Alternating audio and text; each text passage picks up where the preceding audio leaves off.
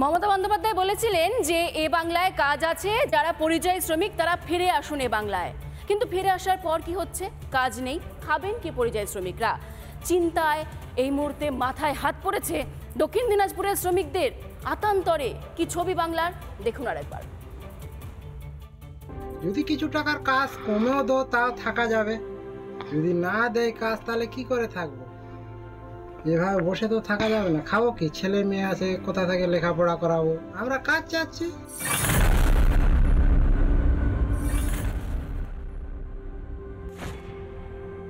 Voter list থেকে বেনজল বাদ যাওয়া শুরু হতেই হাঁটু কাঁপতে শুরু করে তৃণমূলের। বাঙালি আবেগে সুরসুরি দিয়ে ভিন রাজ্যে পরিযায়ী শ্রমিকদের ওপর অত্যাচারের গল্প ফাঁদে তৃণমূল। গুজরাট, মহারাষ্ট্র, রাজস্থান, উত্তরপ্রদেশ, ওড়িশা এবং দিল্লি শাসিত ডাবল ইঞ্জিন সরকার, মানে যেগুলো বিজেপির সরকার আছে, যারা কাজ করতে গেছেন দীর্ঘ 20 বছর ধরে, 25 বছর ধরে, তাদের রেশন কার্ড আছে, তাদের আধার কার্ড আছে, তাদের জমির পাট্টা আছে, কিন্তু তা সত্ত্বেও জোর করে তাদের ডিটেনশন ক্যাম্পে আটকে রাখা হচ্ছে এবং তাদের থানায় থানায় নিয়ে গিয়ে ঘোরানো হচ্ছে। এখানেই শেষ নয়, বারংবার পরিযায়ী শ্রমিকদের বাংলায় ফিরে আসার আহ্বানও জানান মুখ্যমন্ত্রী। আমাদের পরিযায়ী শ্রমিক, আমি আহ্বান জানিয়ে যাচ্ছি, ফিরে আসুন। দায়িত্ব পশ্চিমবঙ্গ সরকারের। আমরা একখানা রুটি খেলে আমরা আধখানা রুটি আপনাদের দেব। বাংলার মুখ্যমন্ত্রীকে বিশ্বাস করে অনেক পরিযায়ী শ্রমিক ফিরেও আসেন বাংলায়।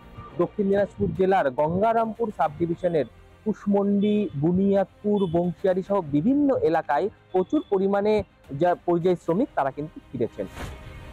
কিন্তু বাংলায় ফিরেই এই পরিযায়ী শ্রমিকরা আতান্তরে। কাজ নেই, খাবেন কি, সংসার চলবে কি করে ভেবেই কুল কিনারা পাচ্ছেন না অনেকে। যদি কিছু টাকার কাজ কমেও দো তাও থাকা যাবে, যদি না দেয় কাজ তাহলে কি করে থাকবো? এভাবে বসে তো থাকা যাবে না। খাবো কি? ছেলে মেয়ে আছে, কোথা থেকে লেখাপড়া করাবো? আমরা কাজ চাচ্ছি।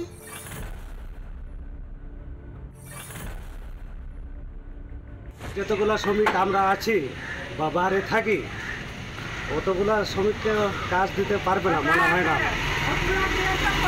কেননা যে ওখানে তো আমরা পরিবার নিয়ে কাজ করি সবাই মিলে, আর এখানে শুধু একাই কাজ করতে হবে, তাহলে সংসার চালা আমাদের বিপদ হবে। যে ওখানে মনে করো দুজনে মিলে আমরা 20,000 পাই, এখানে একাই আমাকে 10,000 কামাইতে হবে, তো ওটা তো সম্পূর্ণ পরিবার চালাতেই যাবে।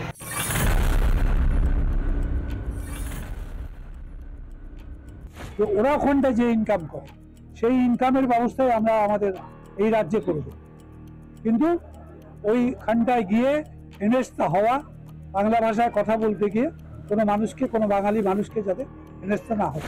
মুখ্যমন্ত্রী নিজেও যখন তিনি বিরোধী ছিলেন তখন বারবার বলতেন প্রতিশ্রুতি মানেই প্রতারণা।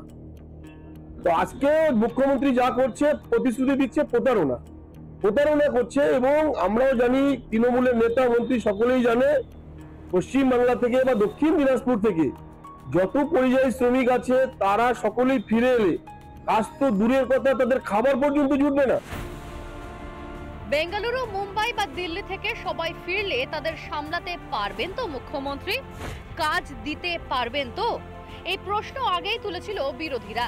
প্রশ্নগুলো কতটা খাঁটি এবার হয়তো তারই প্রমাণ হওয়ার পালা। আসলে বাঙালি আবেগে উস্কানি দিয়ে স্রেফ মিথ্যাচার করেছেন মমতা। কিন্তু মমতা কি ভুলে গিয়েছিলেন চিরদিন কাউকে বিভ্রান্ত করে বোকা বানিয়ে রাখা যায় না? রিপাবলিক বাংলা। নানা ধরনের কন্টেন্ট দেখার জন্য লাইক করুন, শেয়ার করুন আমাদের ফেসবুক পেজ, সাবস্ক্রাইব করুন আমাদের ইউটিউব চ্যানেল। পাশাপাশি অন্যান্য ব্রেকিং নিউজের জন্য অবশ্যই চোখ রাখুন রিপাবলিক বাংলায়।